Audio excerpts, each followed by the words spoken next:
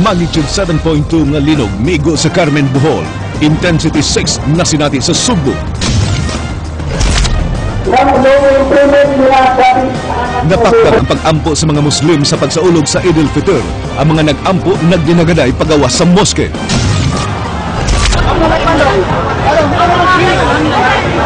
Lima ang patay sa lalawigan sa Sugbo samtang upat sa dakbayan sa Sugbo. Human nagatugan sa mga nahugno sa linog.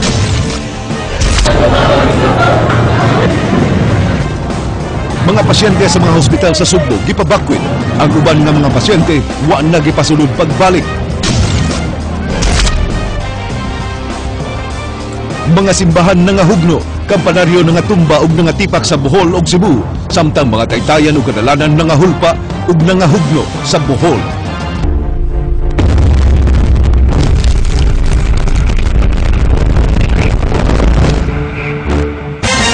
Mayong hapon Sugbo, Kabisayan ug sa uban pang mga dapit kamabuti ning atong Sibya. Ako si Frank Malilong Jr. Ihatid namo ang mga nagunang impormasyon. Ako si Georgia Herrera. Georgia, mga kapatid, alas 8:12 kaganinang buntag, hangtod ning tungura, wa pamahanaw ang gibating kalisang sa mga kapatid datong mga Sugboanon, Bulanon ug banpang mga Bisaya nga nakasinati sa kakusog sa linog. Ang 7.2 nga linog, Frank, nakasentro sa lungsod sa Carmen, Bohol, kundiin anaan nahimutang ang mga sikat nga Chocolate Hills. Samtang intensity 6 ang nasinati dinhi sa Sugbo. Mga kusog nga aftershocks mao'y nakadugang sa Kabalaka sa atong mga kapatid. Ang maong linog na sinati hangtod sa isla sa Panay ug Davao City sa Mindanao. Ryan Sorote, Suginlimi. Sa bukirang bahin sa lungsod sa Carmen, Bohol, natalang epicenter sa 7.2 magnitude nga linog kaganihang buntag. Tectonic ang origin niini na matikdan ang linog dinhi sa Sugbo, Negros Oriental ug pipila kadapit sa Northern Mindanao. Niabot sa intensity 6 ang gikusgon sa linog dinhi sa Sugbo ug nabantayan sa Negros ug Panay Island hangtod sa Davao City sa Mindanao.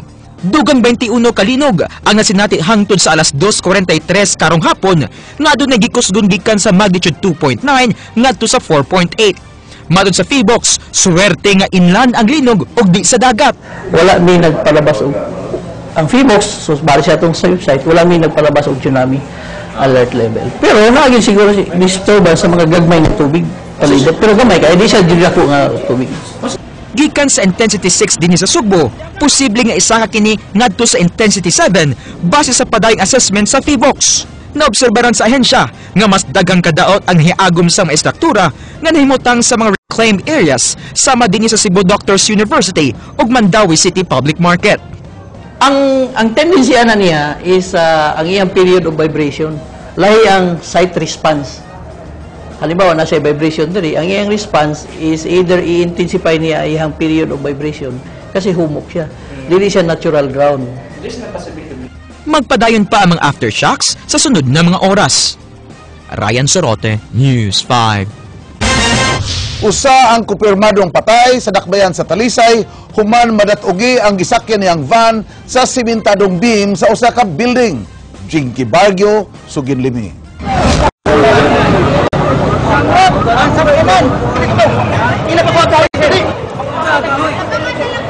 Dini sa Barangay San Isidro, 4 ka tawo ang naipit sud ining Toyota Hi-Ace van human mahugi sa sementadong beam gikan ining usa ka commercial building. Duha ka mga boom truck ang nagtinabangay sa pagrescue sa mga biktima paglabay sa pila ka minutos.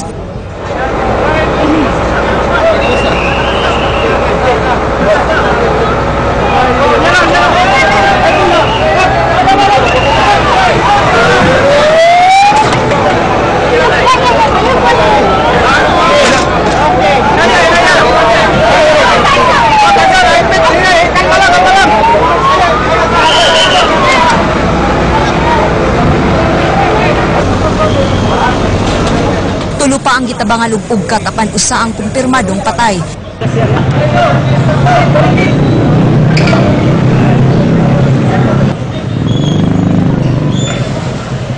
Ingon niini nasabang hitsura sa Gaisano Capital SRP nga nahimutang sa dakbayan sa Talisay. Ang maong mall nakaiagom og dagkong mga liki sa tibok palibot. Dunay parte sa rooftop nga nabungkag. Ang mga tindera nga nasa sud nangalisang ug naglumba pangpanggawas sa maong establishmento.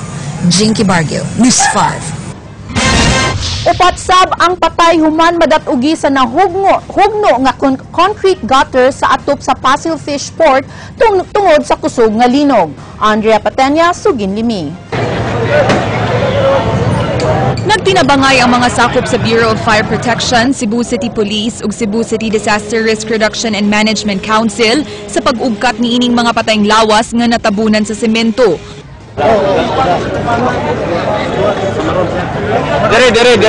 Usa sa mga biktima ang 68 anyos nga vendor nga si Leona Cabarubias. Kutob na lang sa paghilak ang iyang mga apo ug anak nga na-trauma sa maong panghitabo. Dito tayo sa suod, tingali niya, dagan siya, basig naabkan na siya. Laing duha ka biktima ang nailhang sila si Randilino Bundok, usa ka kargador, ug si Conrado Berto Perez nga giingong usa ka paralitiko nga tigstambayan gawa sa Fishport. Samtang wa pa mailhi ang ikaupat nga naugkat nga biktima. Gibenditahan ug giampuan ni Monsignor Trinidad Silva ang mga patayng lawas. Andrea Patenya, News 5. Upat ang naangol sa barangay Mambaling atol sa linog kaganina. Usa ka construction worker na tagak sa gitrabaho ang mall ug usa sab kayaya na datugan sa ilang gipuy-an. King Perez, Sugin Liming. Napiang ang usa nga ginganlan og Yoni Sandot construction worker human matagak nining gitukod nga mall sa Maydalan F. Llamas Corner and Bacalso Avenue. Matagak dito sa pagkuhan kay dito sa taas ko tungod na skurog sa building ba nanaog sila dayon. Diri sa Bacalso Avenue, Barangay Mambaling, duha ka mga building ang nangahugno tungod sa linog alas 8:30 sa buntag. Ug usa niini ang Budget Builders Incorporated, kundiin duha ka mga bata ang nangaangol samtang usa ka 40 anyos nga katabang ang gisuwayan pag-rescue sa pagkakaron. Dito man ko sa taas, sa third floor, nagligo sa iro. Nanigalit na bitaw siya kuan, linog.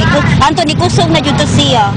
Tungod sa kakalit sa hitabo, daling ni kanaog kining usa sa mga katabang nga nasa third floor sa Budget Builders. Nahabili ng yaya sa duha ka bata ang ginganlan og Cecilia. Tuwa pa sa China ang ilang mga amo. Human sa kapin usa ka oras, na rescue si Cecilia og daling gidala sa tambalanan.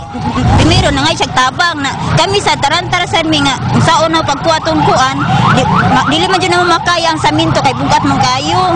Na ngayon siya tabang na ngita mi kuan, ang bata jud ang giluwas. So nidagan na lang ko. Oh, nidagan na lang mi na bat ngita ngayon mi tabang naota mi mabuhi to siya.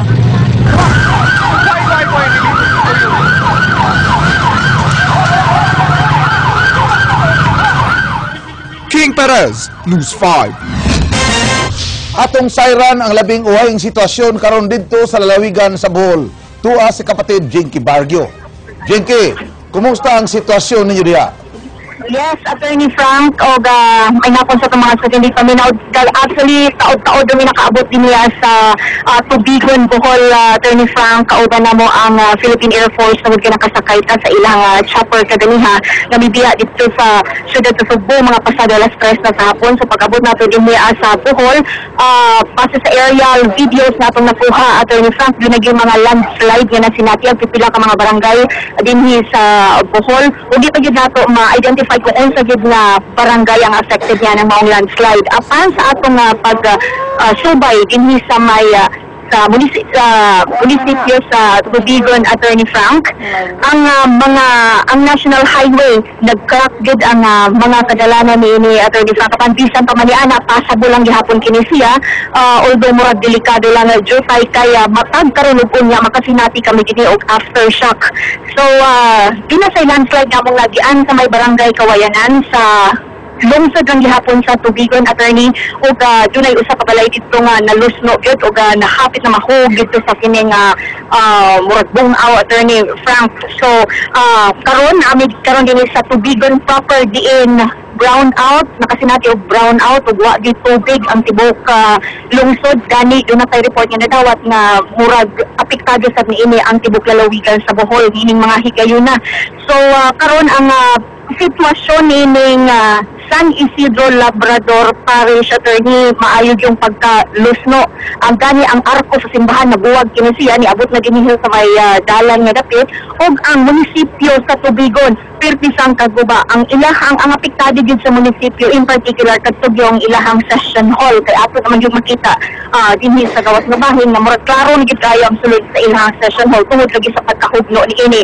So karon na ni murag ghost town ang lungsod sa Tubigon tungod sa kangit-ngit wa kay mga tao gani na pamingway mga kaon tungod kay ang mga tindahan diri puro sarado gikan sa Bohol sa Pagbilaran City proper hanto diri sirado gyud ang mga tindahan. So why makaon karon ang kining mga media nga nanganhi karon din sa Bohol, attorney. Nangita pa mi diri unsay amuhang pwede na makaduol ani karon mga kitang mga pagkaon tungod kay sirado gyud. So murag ghost town gyud kung atong hulagway ang tibok lungsod sa Tubigon, attorney. Jinky, wala ba'y balita sa injuries o baka noon kamatayon gumikan sa linog diha sa lungsod sa Tubigon?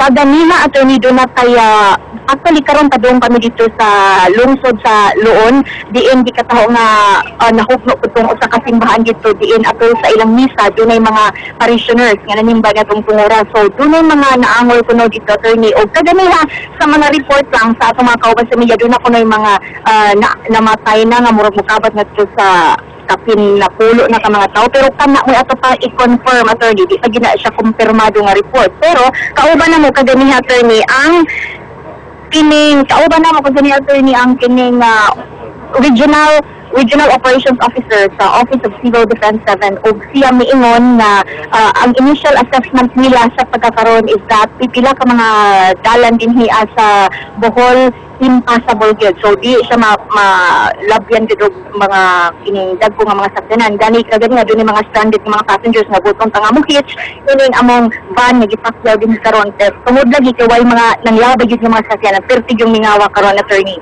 So doon natay report nga nadawat gikan sa PNP sa Bohol Provincial Police Office diin niingon nga dili na 65 ka mga casualty, attorney, 151 ang injured. Doon ay simbahan na 18 ka... Balik ko, 65 ang casualty. Oo, correct. Initial, 65 ang casualty, 151 ang injured. O nga, 18 ka mga simbahan ang partially damaged. Doon ay 2 ka totally damaged. O man, doon ay siyam ka mga munisipyo nga nakasinatid mga pagdahili sa yuta.